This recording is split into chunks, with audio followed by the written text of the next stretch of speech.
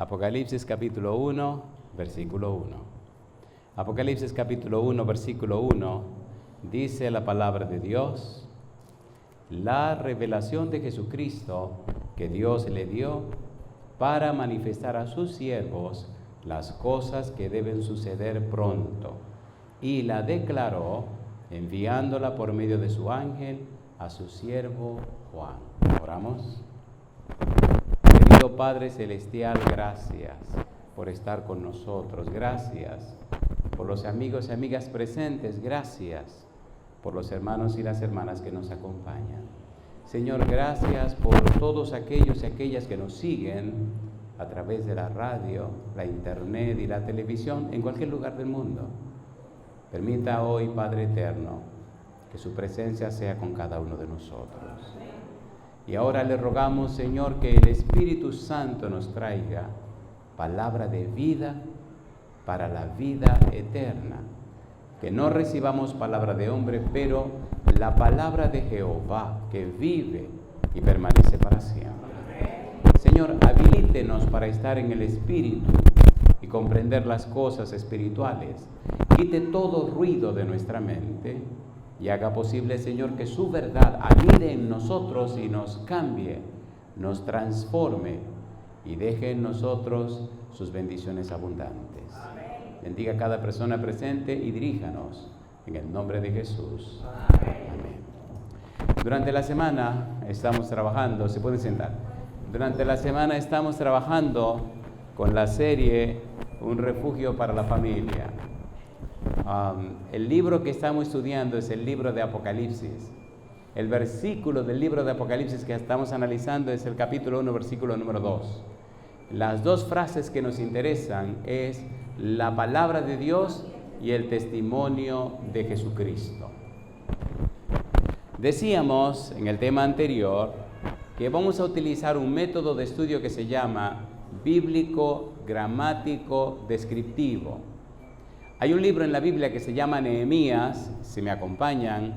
Nehemías capítulo 8, versículo 8. En Nehemías capítulo 8, versículo 8, encontramos con qué consiste y cómo funciona este método de estudio de la Biblia. Recuerde que lo que estamos haciendo no es solamente mostrando o presentando un argumento, un concepto, una idea. Estamos estudiando la palabra de Dios y esto significa que usted la conoce, usted la comprende, la acepta y entonces recibe salvación y vida eterna.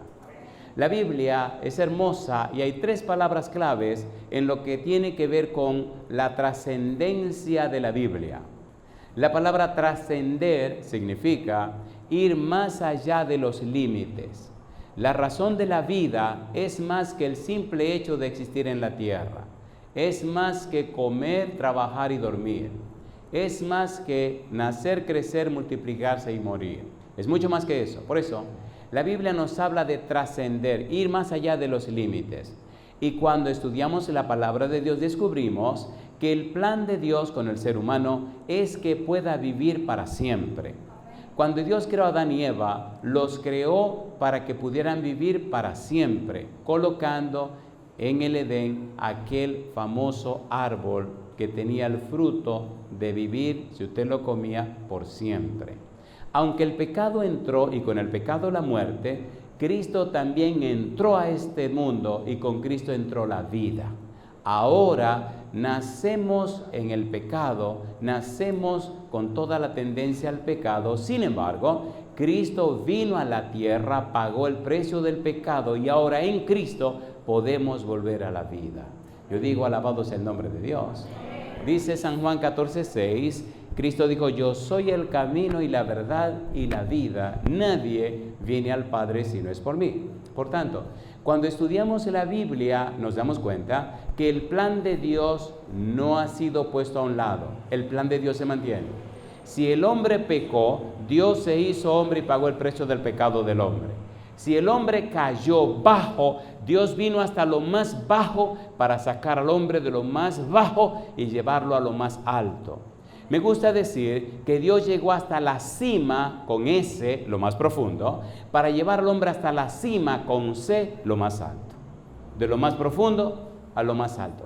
Nada ni nadie puede impedir que usted y su familia alcancen la salvación y la vida eterna. Solo usted lo acepta o lo rechaza. Pero cuando usted lo acepta y le dice sí a Dios, entonces Dios se hace cargo de hacer en usted lo que usted no puede hacer. Por eso, el manual para entender estas cosas es la Biblia. Hay una ciencia que se llama la ciencia de la salvación. ¿Cómo se llama? La ciencia de la salvación. Si usted quiere usar una sola palabra para decir todo eso, diga soteriología. Y si se le hace difícil, olvídese. Siga diciendo la ciencia de la salvación. ¿La qué cosa dijimos? La ciencia de la salvación. La ciencia de la salvación se estudiará por toda la eternidad. Y hay una parte clave en la ciencia de la salvación que se llama el misterio de la piedad. ¿Cómo se llama? El misterio de la piedad. Veamos la base del método que vamos a utilizar en esta semana. Nehemías capítulo 8, versículo 8. ¿Cómo dice el versículo 8? Nehemías 8:8, ¿cómo dice? Y leían en el libro de la ley de Dios claramente y ponían el sentido de modo que entendiesen, ¿qué cosa dice? La lectura. 3 cosas. ¿Cuál es la primera? ¿Qué hacían? Número 1, leían claramente. ¿Qué cosa leían claramente? En la ley de Dios. Y número 2, le ponían el sentido. Y número 3, de modo que entendiesen, ¿qué cosa? La lectura. ¿Qué cosa leían? El libro de la ley de Dios, la Torá. Esta noche es una noche muy especial porque vamos a trabajar con ese nombre. ¿Qué significa Torá? ¿Cuál es el valor de la palabra Torá? ¿Por qué la usa tanto Dios? ¿Por qué la usa tanto el Antiguo Testamento? ¿Por qué la repite Cristo en el pensamiento judío? ¿Y por qué se envuelve en el libro de Apocalipsis? Ponga cuidado. Cuando usted estudia la Biblia, cuando usted descubre en la palabra de Dios lo que es el plan de la salvación, usted entra en un conocimiento que no es humano, es un conocimiento del cielo, un conocimiento que viene de arriba. Cuando usted descubre la salvación en Cristo Jesús, usted descubre que hay 3 palabras claves. Número 1, la información. Número 2, la formación. Y número 3, la transformación. ¿Cuál era el número 1? Información. ¿Y la número 2? Formación. ¿Y la número 3? Transformación. Cuando una persona dice que es cristiana, recibió la información. Pero si es verdad que es cristiana, necesita el nuevo nacimiento, que es, ¿qué cosa? La formación. Y más que la formación, necesita el crecimiento, desarrollo de la experiencia cristiana, que es la santificación, y se convierte en ¿qué cosa? Transformación. ¿Qué cosa es transformación? ¿Qué significa transformación? Cuando usted lee la Biblia, por ejemplo, en 2 Corintios capítulo 3, versículo 18, dice que el Espíritu Santo nos transforma de gloria en gloria como a su imagen por el Espíritu, dice Pablo. Cuando usted lee Romanos capítulo 12, versículo 2, dice, no os conforméis a este mundo, sino transformaos por medio de la renovación de vuestro entendimiento. Hay una palabra interesante en griego de la palabra transformación. ¿Han oído el verbo metamorfo? ¿Han oído la palabra metamorfosis? ¿Se acuerdan o no se acuerdan? ¿Qué cosa es la metamorfosis? No es más que el cambio de una oruga o un gusanito en una mariposa. Un gusano se convierte en mariposa. ¿Los gusanos vuelan? No. ¿Qué hacen los gusanos? Se arrastran. Pero cuando ese gusanito se transforma en mariposa, ¿se arrastra? No, vuela. Se espera que una persona que conoce a Jesús, que una persona que entiende y comprende el plan de salvación, que una persona que se entrega a Cristo Jesús, que una persona que recibe el Espíritu de Dios, se espera que pueda nacer de nuevo y ser transformada por el poder del Espíritu Santo. ¿Funciona o no funciona? He visto y conozco personas que eran delincuentes, eran asesinos, eran cualquier cosa que usted no se imagina. Y he visto cómo el Espíritu de Dios ha cambiado y transformado toda la vida de esa gente. El cristianismo de hoy, lamentablemente, se ha convertido mucho en asunto de religiosidad. pero hace falta que la gente sea cristiana. Hay mucha gente en las iglesias que es religiosa, pero no son cristianas. ¿Qué cosa no son? No son cristianas. Un cristiano conoce y ama a Cristo. ¿Es así o no es así? ¿Es así o no es así? Cuando estudiamos el método de Nehemías 8:8, descubrimos 3 cosas. Número 1, ¿qué cosa dice? Leían claramente en la ley de Dios. Número 2, le ponían el sentido. Y número 3, ¿qué cosa? De modo que entendiesen la lectura. El método que usamos entonces se llama bíblico, gramático, descriptivo. ¿Cómo se llama el método? Bíblico, gramático, descriptivo.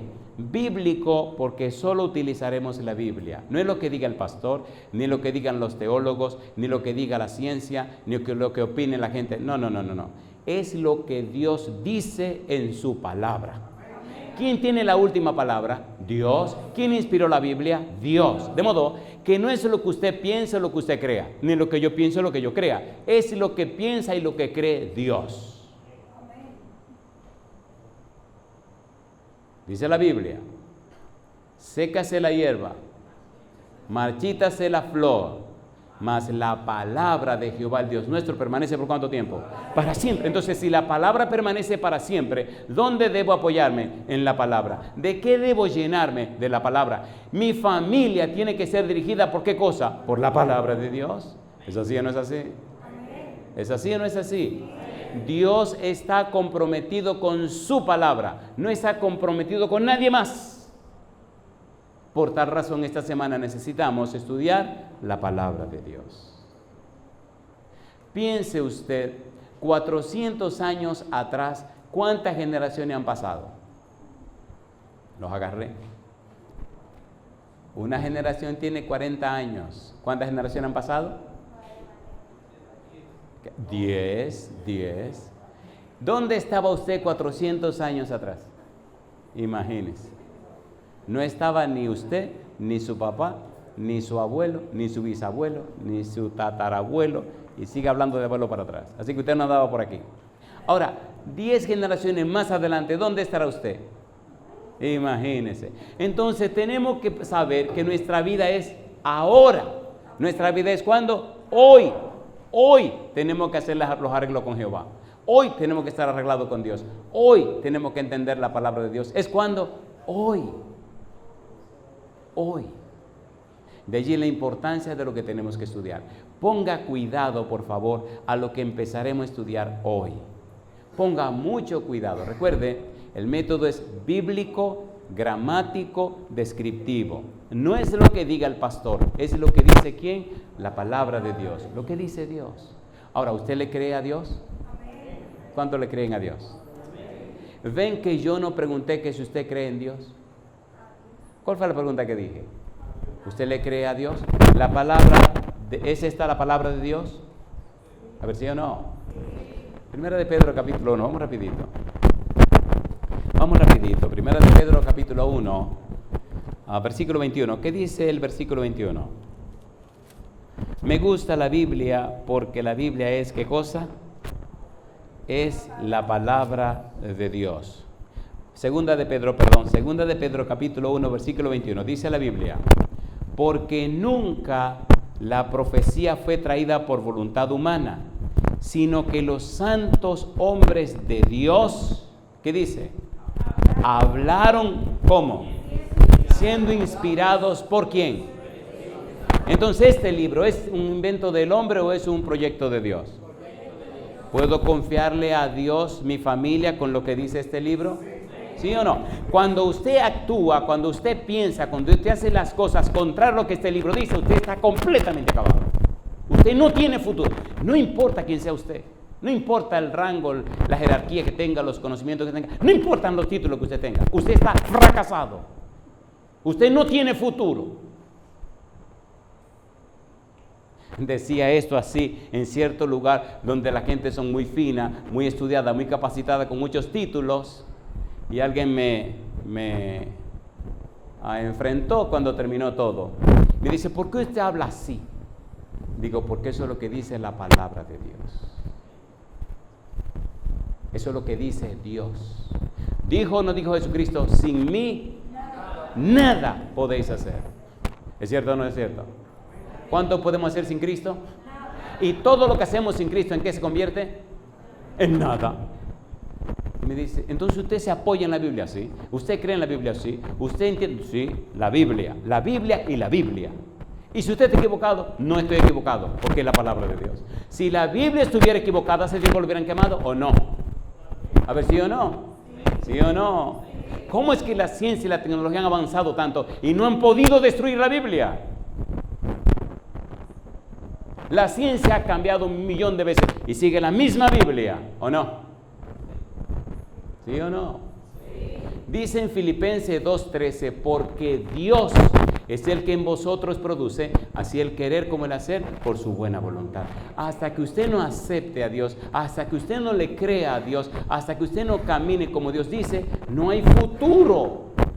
Pero cuando usted decide aceptar lo que Dios dice, no tiene nada de qué preocuparse. Dios es fiel a sus promesas y Él cumple lo que promete. ¿Estamos listos? ¿Seguro? Apocalipsis capítulo número 1, versículo 2. Vamos a empezar aquí. Vamos rapidito. Tenemos cosas lindas que estudiar. Apocalipsis capítulo 1, versículo 2. Recuerde, estamos trabajando con el libro de Apocalipsis donde se encuentra un refugio para la familia. El refugio es Dios. Le voy a hacer un pequeño pantallazo del libro para que vean a Dios envuelto en todo el libro. ¿Y cómo Dios está envuelto en el asunto de cuidar a su familia? Dios quiere trabajar con tu familia. Dios quiere proteger a tu familia. Dios quiere salvar tu familia. Dios quiere bendecir tu familia. Sin embargo, Dios es un Dios de principio. Si usted hace como le da la gana y vive como usted quiere, así no funciona la cosa. Dios tiene principios. Si usted los acepta y los integra, Dios cumple sus bendiciones y cumple su promesa en usted. Pero usted necesita creerle a Dios. En Apocalipsis capítulo 1, versículo 2, el versículo 9, capítulo 6, versículo 9, capítulo 12, versículo 17, capítulo 14, versículo 12, capítulo 19, versículo 10, capítulo 20, versículo 4, aparece la misma frase: la palabra de Dios y el testimonio de Jesucristo. Todo gira en torno a esas dos frases, en el libro entero y en la Biblia entera. Ponga cuidado. Cuando usted estudia el libro del Apocalipsis, desde la introducción que le llaman prólogo y hasta la conclusión que le llaman epílogo, usted encontrará nada más y nada menos que la presencia de Dios. En el prólogo o la introducción, ponga cuidado, usted encontrará al Padre, al Hijo y al Espíritu Santo. Cuando llegue a la casa, lea Apocalipsis capítulo 1, versículo 4 al 6. Hablando de Dios dice, el que es y que era y que ha de venir. Hablando del Espíritu Santo dice, los 7 espíritus que están delante de su trono. Y hablando de Jesucristo dice, y de Jesucristo el testigo fiel. Así está presente en el prólogo el Padre, el Hijo y el Espíritu Santo. Cuando usted llega en la parte final del libro, capítulo 22, versículo 6 al versículo 21, encuentra la presencia del Padre, la presencia del Hijo y la presencia del Espíritu Santo. Inclusive, Cristo mismo dice, yo Jesús. Y dice, y el Espíritu dice, ven, y la esposa dice, ven. En otras palabras, en la entrada del libro y en la conclusión del libro aparece el Padre, el Hijo y el Espíritu Santo. Yo digo, alabado sea el nombre de Dios. ¿Me certifica, me garantiza eso, que vale la alegría leer ese libro? Sí. ¿Que vale la pena leer ese libro? Sí, Señor. Pero ahora mire qué cosa linda. El libro tiene 8 visiones y en la número 1 aparece Jesucristo aquí en la tierra cuidando la iglesia, en la tierra moviéndose entre la iglesia. Y en la última visión, la número 8, aparece el Padre morando en la tierra con su pueblo y la santa ciudad, la Nueva Jerusalén. Mi pregunta entonces, ¿está presente Cristo al principio del libro? Sí. ¿Está presente el Padre al final del libro? Sí. ¿Están aquí en la tierra? Sí. Y ahora escuche con cuidado. Cuando usted analiza el libro a fondo, encuentra que las siguientes visiones, de las 2 a las 7, se presenta un cuadro en cada una de esas visiones en el cielo. Dios sentado en el trono, dirigiendo los destinos de la tierra, luchando y trabajando para que la gente se salve. Mi pregunta, entonces, ¿es Dios un refugio para la familia, sí o no? Sí. Nosotros necesitamos aprender estas cosas porque el cerebro trabaja de esa manera. Él recibe la información, él codifica la información, él entiende y comprende la información y entonces comienza a crear patrones de pensamientos, esquemas, empieza a crear una serie de situaciones que hoy en día se le llama neuroplasticidad, hablan de epigenética, porque la información que usted recibe hace posible que su cerebro cambie y su cerebro está cambiando constantemente. El Señor dice en el libro de Proverbios capítulo 4 versículo número 23, sobre toda cosa guardada, guarda tu mente, guarda tu corazón, porque de él mana, ¿qué cosa? La vida. Si usted no cuida lo que mete en su cabeza, si usted no cuida lo que usted ve, lo que usted huele, lo que usted oye, lo que usted come y lo que usted toca, su mente estará llena de las cosas que usted no se da cuenta, sus pensamientos estarán acabados y usted vivirá una vida completamente destruida. En cambio, si usted le hace caso a Dios, por ejemplo, en Proverbios capítulo 23, versículo 26, dice la Biblia, dice Dios, dame, hijo mío, tu corazón y miren tus ojos por mis caminos. Dame, hijo mío, tu mente. Al venir aquí, en este día, al seguir la programación que usted está siguiendo donde quiera que se encuentre, usted está diciendo, bueno Dios, le estoy dando una oportunidad para que su palabra entre a mi mente. Si la palabra de Dios entra a tu mente, si la palabra de Dios penetra en lo profundo de tu mente, si la palabra de Dios logra informarle a tu mente y tú dices sí a lo que Dios expresa, entonces empieza la formación. Si esa palabra sigue fluyendo en tu mente, entonces se produce, ¿qué cosa? La transformación. Y la gente dice, ¿y qué pasó contigo? Tú no eres la misma persona. ¿Qué fue lo que te pasó? Y la persona le contesta, es que Dios está trabajando en mi vida. Y digo, alabado sea el nombre de Dios. Matrimonios que han estado para divorciarse, de repente desaparece la razón del divorcio. Muchachos que están acabados, su vida es cambiada y transformada. Hombres que eran, le cuento una historia. En la ciudad donde vivo, la ciudad de Houston, hay una iglesia y tenía que predicar en esa iglesia un sábado en la mañana y en la tarde. Y ese día salgo del templo, voy al baño y cuando vengo me espera un señor, una dama y su hijo. En Houston tenemos tuvimos muchos años un programa de radio, ahora hay una programación en la televisión. Y cuando vengo me detienen y el señor me mira, se sonríe y los ojos se llenan de lágrimas. Y me dice, hace mucho que lo quería conocer. Le dije, bueno, ¿cómo lo puedo servir? Y entonces empezó a contarme. Me dice, mire, yo tengo años oyendo y viendo los sermones suyos por la televisión, por la internet, YouTube, qué sé yo. Y usted no sabe cómo Dios ha cambiado mi vida después que oigo sus sermones y sigo y creo en la palabra de Dios. Mire, pastor, yo era, y comenzó a llorar. Y ya no pudo volver a hablar. Y lloraba y lloraba y lloraba. Vino y me abrazó. La señora comenzó a llorar. El muchacho comenzó a llorar. Y entonces le pregunté, bueno, si ustedes arrancan a llorar todos, ¿quién que me va a contar? Y empezaron a reírse. Entonces dice la señora, yo le voy a contar. Este hombre era insoportable. Yo pensaba divorciarme. Este hombre era lo más incómodo que usted se puede imaginar. Este hombre, y empezó a decir todas las cosas que usted no se imagina, era la esposa. Y después que terminó, él como que tomó un poco de aire y dice, eso no es ni la mitad de lo malo que yo era. Y me decía, eso no es ni la mitad. Digo, o sea, que todo lo que ella diga lo voy a tener que multiplicar por 2. Me dice, pastor, yo no me soportaba yo mismo. Hasta que empecé a oír los sermones y a estudiar la Biblia. ¿Cómo Dios me ha ido cambiando? Mire, mi hijo, pregúntele si yo no he cambiado. Pregúntele a mi esposa si yo no he cambiado. Y ella con lágrimas me decía, yo andaba buscando el día para divorciarme de este hombre.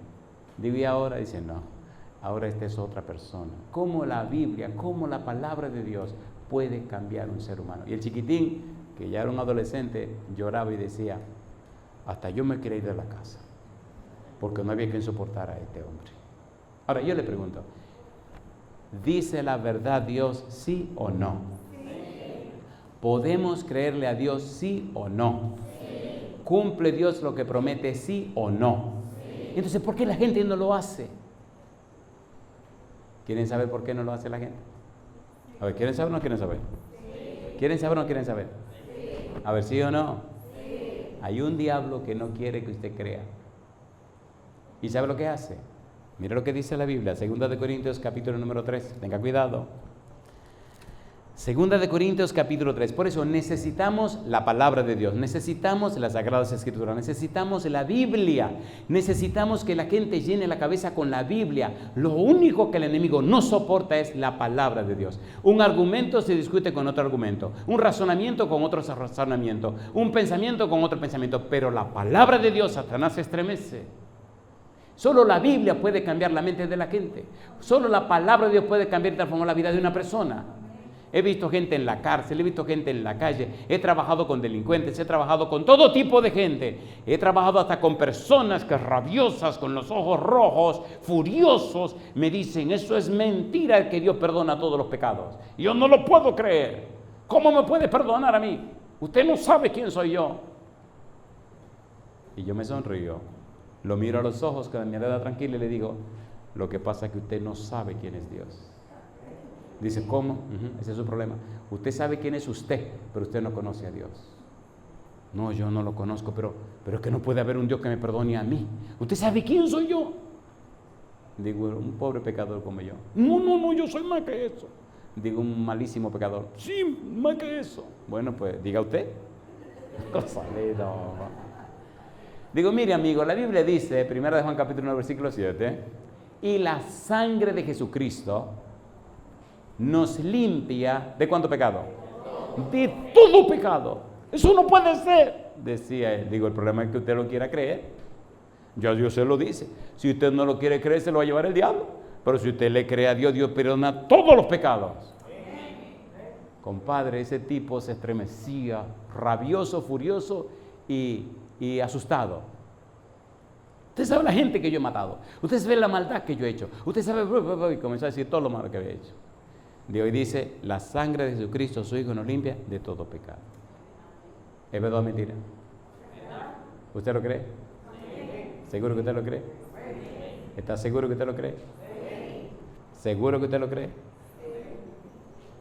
2 Corintios capítulo 3. Mire lo que hace el enemigo.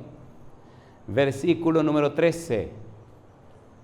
Y no como Moisés, que ponía un velo sobre su rostro para que los hijos de Israel, ¿qué cosa dice?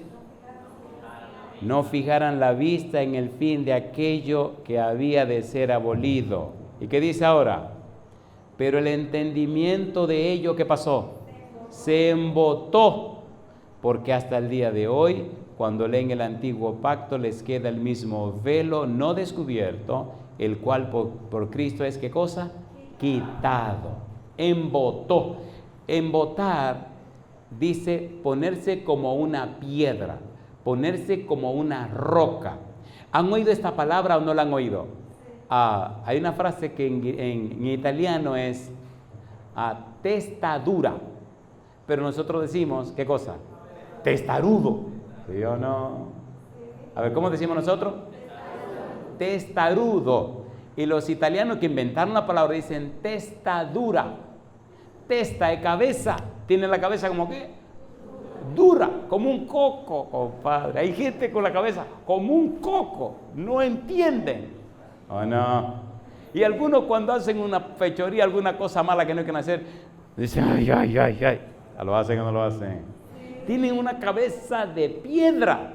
Y eso es lo que dice. El enemigo le embotó el entendimiento. Le puso el entendimiento como una piedra. No entienden. Por eso necesitan la Biblia. Capítulo 4, versículo 4. Vamos rapidito. Mira lo que dice el capítulo 4, versículo 4. En los cuales el Dios de este siglo, el demonio, Satanás, ¿qué dice ahora? Cegó el entendimiento de los incrédulos para que no les resplandezca la luz del evangelio de la gloria de Cristo, el cual es la imagen de Dios. ¿Quién les cegó el entendimiento? El enemigo. No quiere que entiendan, y la única manera que pueden entender es con la Biblia. No argumente con la gente, cítele la Biblia. No entre en razonamiento con la gente, mencionen los versículos de la Biblia. Lea la Biblia, llene su cabeza con la Biblia. No discuta, no pelee, cite la palabra de Dios. Cuando Satanás tentó a Cristo, ¿qué fue lo que Cristo dijo? Escrito está en la Escritura, escrito está. ¿Lo hizo Cristo o no lo hizo? Cuando Cristo predicaba, ¿qué cosa decía? Escrito está. Cuando lo enfrentaban, ¿qué decía? Escrito está. San Lucas capítulo 24, versículo 44 dice, porque era necesario que se cumpliese todo lo que estaba escrito de mí en la ley de Moisés, en los profetas y en los salmos. San Juan capítulo 5, versículo 39, escudriñáis las escrituras porque a vosotros parece que en ella tenéis la vida eterna. Ellas dan testimonio de mí. ¿A dónde citaba Cristo? La Biblia. ¿De qué hablaba Cristo? De la Biblia. ¿Dónde se enfocó Cristo? En la Biblia. Si usted es cristiano, muéstrele la Biblia a la gente, no argumente, no pelee, no discute. Menciónele, preséntele la Biblia. Es hermoso cuando una persona que viene a discutir, usted se sonríe y dice todo lo que tiene que decir y usted le dice, mire, la Biblia dice. Y yo le pregunto, ¿cree usted en la Biblia? ¿Sí o no? ¿Le cree usted a Dios? Entonces su familia tiene futuro. Su familia tiene futuro. ¿Qué cosa dije? Su familia tiene futuro. ¿Quién es el futuro de la familia? Dios. ¿Quién es el refugio de la familia? Dios. Hasta que usted acepte la palabra de Dios, Dios puede comenzar a trabajar en usted. No es el psicólogo, ni el psiquiatra, ni el consejero matrimonial. Ningún hombre puede resolver problemas matrimoniales. El único que sabe de este asunto se llama el que inventó esta cuestión. Dios. El Dios Todopoderoso. ¿Usted le cree a Dios? ¿Seguro que le cree a Dios? Póngase en pie conmigo si usted le cree a Dios. Mire que no estoy diciendo que si usted cree en Dios. Póngase en pie conmigo. Cuando nosotros decimos creerle a Dios, cuando nosotros decimos y decidimos aceptar su palabra, entonces todas las promesas de la Biblia son para nosotros. Todo lo que Dios ha dicho en su palabra son para nuestro beneficio. Todo lo que Dios ha hecho es para nosotros. Mire usted con cuidado todo lo que Dios ha hecho para la salvación suya y de su familia. ¿Cuánto le ha costado a Dios? Primera de Timoteo capítulo 3 versículo 16. Queremos comenzar a hablar de la Torá, pero tenemos que poner bien la mesa para que a usted le guste la comida que le vamos a servir. Primera de Timoteo capítulo 3 versículo 16. ¿Qué dice el versículo 16? ¿Cómo dice el versículo 16? Hay una palabra clave que llama la atención. Versículo 16. E indiscutiblemente, ¿qué cosa? Grande es el misterio de ¿qué cosa? De la piedad. ¿En qué consiste el misterio de la piedad? Recuerde, la palabra misterio en la Biblia significa algo que debe ser dado a conocer. ¿Qué significa misterio? Algo que debe ser dado a conocer. ¿Qué es misterio? Algo que debe ser dado a conocer. ¿Y por qué es el misterio de la piedad? Bien, es algo que debe ser dado a conocer con relación a y teniendo que ver con la misericordia, la bondad y el amor de Dios en beneficio de una humanidad pecadora. Mi pregunta, ¿Dios es piadoso, sí o no? ¿Es clemente y misericordioso, sí o no? ¿Es tardo para la ira, sí o no? ¿Es grande en misericordia y verdad, sí o no? Sí, sí. ¿En qué consiste el misterio de la piedad?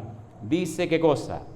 Dios fue manifestado en carne. Y yo pregunto, ¿quién era Jesucristo? Dios con nosotros. ¿Qué significa Emmanuel? Dios con nosotros. Dios se hizo carne, ¿sí o no? Sí. Dios fue manifestado en carne. ¿Qué más?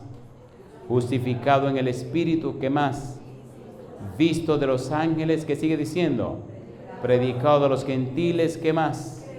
Creído en el mundo. ¿Y qué más? Recibido arriba en gloria. ¿Eso es verdad o es mentira? Es verdad. Entonces, la salvación suya y de su familia no es una lotería. Ya está comprada, ya está pagada, ya está confirmada, está garantizada. La palabra de Dios le asegura a usted que en Jesucristo hay salvación y vida eterna. ¿Es hermoso o no es hermoso eso? Ahí al ladito hay un libro que se llama Hebreos, capítulo 2, versículo número 14. Dice el versículo 14, así que por cuanto los hijos participaron de carne y sangre, él también participó de lo mismo para destruir por medio de la muerte al que tenía el imperio de la muerte, esto es, ¿a quién? Al diablo. ¿Dios se hizo carne, sí o no? ¿Sí o no? Pues sí, el Señor Jesús se hizo carne para resolver el problema de nuestro pecado. Capítulo 10, Hebreos capítulo 10, versículo número 5, ¿cómo dice? Por lo cual, ¿qué dice ahora? Entrando en el mundo, dice, sacrificio y ofrenda no quisiste. ¿Y qué dice ahora? Mas me preparaste, ¿qué cosa? Cuerpo. Tomó Cristo un cuerpo humano, vino Cristo y se hizo hombre en la tierra, ¿sí o no? Sí. Dios fue manifestado en carne. Mi pregunta entonces, ¿deberíamos nosotros darle un espacio en nuestra vida al Señor Jesús? ¿Deberíamos nosotros permitirle a Dios que el Espíritu Santo venga a nuestra vida? ¿Deberíamos nosotros abrir la puerta de nuestra casa a la palabra de Dios y a la presencia del Señor? ¿Sí o no? ¿Sí o no? La gente notará la diferencia en el momento que le demos a Dios el derecho legal de trabajar en nuestra vida. Aunque usted no sepa leer ni escribir, aunque usted sea un doctor en medicina o un doctor en leyes, un doctor en lo que usted quiera, no importa que usted sea negro o blanco, que sea rico o pobre, no importa cuál sea su status quo, lo que importa es si tiene o no tiene a Dios. La clave es una persona, es la persona de Dios. Hasta que no conocemos a Dios, la vida no tiene el sentido que necesita tener. Mira lo que dice Jeremías capítulo 9, versículos 23 y 24. Necesitamos entender la Torá. La palabra Torá significa instrucción. Y ya veremos en algún momento la belleza de este término. Jeremías capítulo 9, versículos 23 y 24. ¿Por qué es tan importante esta semana? No importa cuántos años usted tenga en la iglesia, necesita esta semana. ¿Qué dice el versículo 23? Jeremías capítulo 9. ¿Cómo dice Dios? Así dice ¿quién? ¿Está hablando Dios o no está hablando Dios? Sí, dice el versículo 23. Así dijo Jehová, no se alabe el sabio en su sabiduría, ni en su valentía se alabe el valiente, ni el rico se alabe en sus riquezas. ¿Quién está hablando? Dios. ¿Usted le cree a Dios? A ver, ¿usted le cree a Dios, sí o no? Ahora, Dios le dice a usted, más, alábese en esto, el que se hubiere de alabar, ¿qué cosa? En entenderme, ¿y qué más? Y conocerme, que yo soy Jehová, que hago misericordia, juicio y justicia en la tierra, porque estas cosas quiero, dice Jehová. ¿Es hermoso conocer a Dios? Sí. Hasta los ángeles quieren conocer a Dios. Permíteme bajar el tren de aterrizaje para que este avión llegue a su destino con algunas preguntas. Pregunta número 1. ¿Es hermoso estudiar la Biblia, sí o no? Sí. ¿Se han dado cuenta que mientras uno más estudia la Biblia como que el tiempo se va y uno no se da cuenta? ¿Lo han notado o no lo han notado?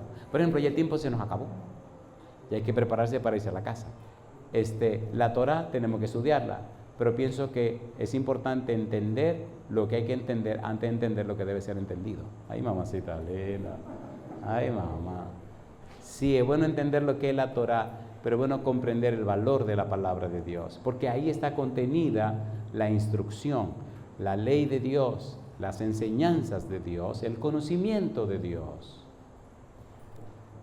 En el libro de Nehemías vimos que dice que leían claramente en la ley de Dios, en la ley de Moisés, en la Torá. Vamos a poner la mesa y vamos a terminar cuando usted quiera seguir para que tenga que venir mañana. En el libro de Isaías, en el capítulo 8, el versículo 20, mire lo que dice la Biblia.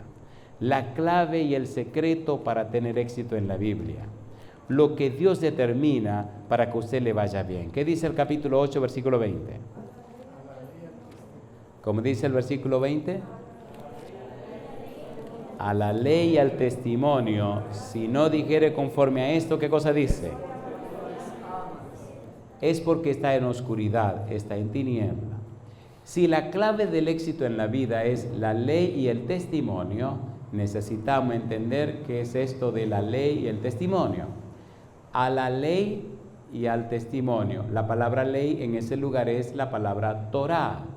La palabra Torá se define como instrucción. La palabra Torá se define como los dictados de Dios, como las enseñanzas de Dios, como el testimonio de Dios. Cuando usted lee la Biblia y busca un significado en el diccionario, dice Torá, un sustantivo femenino que significa instrucción, dirección, la ley, la Torá, toda la ley. Y yo le pregunto, ¿se atreve usted en esta noche a entregar su vida y su familia para que sean dirigidas por Dios? ¿Sí o no? ¿Le gustaría a usted y su familia recibir la instrucción de Dios? ¿Sí o no? Hoy yo quiero orar por un grupo especial. Yo creo en la juventud. ¿Cuántos de los presentes tienen 35 años para abajo? ¿Pueden levantar la mano? Menos de 35 años. Si usted tiene más de 35, la puede dejar abajo la mano. De 35 para abajo, muy bien. 35 años o menos, alabado sea Dios. ¿Qué puede pasar con la vida de una persona joven de 35 años para abajo si decide caminar como dice la Biblia? ¿Tendrá futuro o no tendrá futuro? A ver, ¿sí o no? Yo tomé la decisión cuando era un adolescente.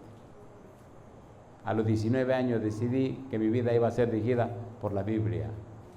Aunque no lo crean, ya no soy un adolescente. Ahora tengo 58 años. 39 años caminando con Dios. Y he visto que todo lo que la Biblia enseña es verdad. ¿Le gustaría a usted, joven de 35 años o menos, decirle a Dios sí y tomar la decisión de guiar su vida con la palabra de Dios? ¿Se atreve a tomar ese desafío? Recuerde, Dios está comprometido con su palabra. Si usted le dice sí a la palabra de Dios, que es lo que vamos a estudiar esta semana, Dios estará comprometido con usted. Me gusta ser muy atrevido. ¿Puede levantar la mano otra vez si usted le dice sí a dejar su vida guiada por la palabra de Dios? ¿Puede levantar la mano? 35 años o menos. Lo que tiene más de allí ya es otra historia. A mí me gusta ser atrevido. Yo voy a pedirle que esa gente que levantar la mano vengan al frente conmigo. Venga para acá al frente conmigo. Todos los que tienen 35 años o menos y hoy dicen, yo quiero que mi vida la dirija a Dios a través de su palabra, venga para acá conmigo. Adelante, suba aquí arriba mi amigo conmigo. Atrévase a subir, alabado sea el nombre de Dios. Cuando yo hice esta decisión tenía 19 años. Venga para acá conmigo, no tenga ningún temor. Adelante, 35 años o menos. Usted toma hoy la decisión de decir, a partir de hoy quiero que la Biblia dirija mi vida. A partir de hoy quiero que Dios guíe mis pasos. A partir de hoy quiero entender lo que la Biblia enseña y quiero hacer como manda Dios. Atrévase. Alabado sea Dios. Adelante. Eso es muy fuerte, pastor. Venga para acá. 35 años o menos. Alabado sea el Señor. ¿Cuántos felicitan a estos muchachos? Le voy a decir una cosa. El futuro del mundo está en las manos de Dios. Pero las cosas aquí abajo van a ser decididas por ellos. ¿No se han dado cuenta que el mundo se está dañando cada día más? ¿Se han dado cuenta o no se han dado cuenta? Yo tengo que ir a todos los tipos de países que ustedes no se imaginan, de primer mundo, de segundo mundo, de tercer mundo, avanzado, súper avanzado, toda la bobería que usted quiera. Y usted no se imagina las tonterías que están pasando en el mundo. Y cómo el enemigo está acabando con la juventud. Están destruyendo a la juventud. ¿No creen ustedes que es una buena posición llamar a estos jóvenes que pongan su vida en la mano de Dios? ¿Es buena o no es buena? A ver, ¿sí o no? Yo lo quiero aquí al frente conmigo. Si usted tiene 35 años o menos, atrévese a pasar al frente y subir aquí y decir, desde hoy yo quiero que mi vida sea dirigida por Dios a través de su palabra. Eso es lo que estoy pidiendo. 35 años o menos. Cosa linda, mamá. Algunos quieren pasar al frente, pero se mueren de la vergüenza. Así me gusta, venga con vergüenza. No es que sea sin vergüenza, sino porque venga con su vergüenza. Adelante, adelante. No tenga miedo ni temor de hacer lo que Dios te pide. Puedo leer un versículo, Marcos 8:38. ¿Qué dice Jesús? Marcos 8:38. ¿Qué dice Marcos 8:38? ¿Lo podemos leer entre todos? Marcos 8:38. ¿Cómo dice? Marcos 8:38. Aquí dice 33. Ahora sí. ¿Lo podemos leer todos juntos? Marcos 8:38. A la 1, a las 2 y a las 3. ¿Cómo dice?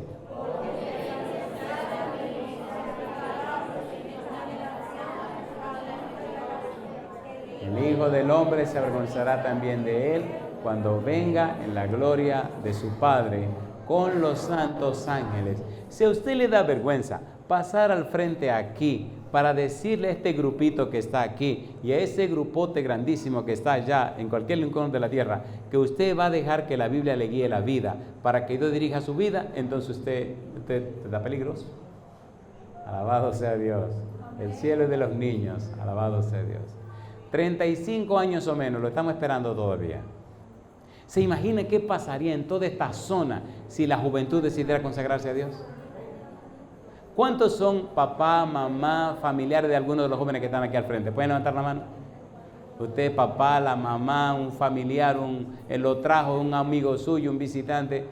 Pónganse en pie, todos los que son familiares, algún relacionado con esto, con lo que están. Pónganse en pie, porque esto hay que apoyarlo, ¿o no?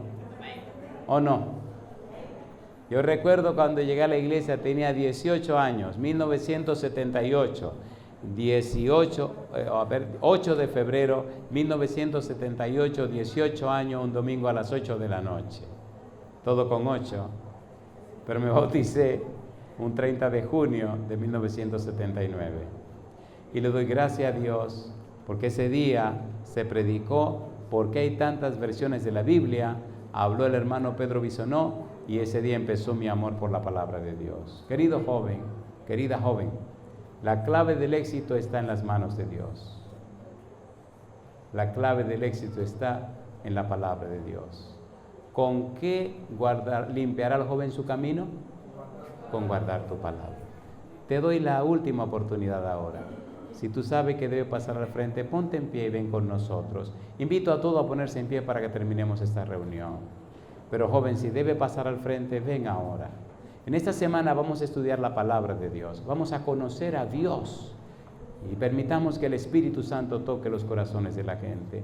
No es lo que diga el pastor predicador, no, es lo que dice Dios. Si usted nos sigue a través de la radio, o usted nos sigue a través de la televisión o a través de la internet, recuerde, sea joven o adulto, la clave está en dejarse guiar por la palabra de Dios. Bueno, pienso que es una cortesía, hago la pregunta también.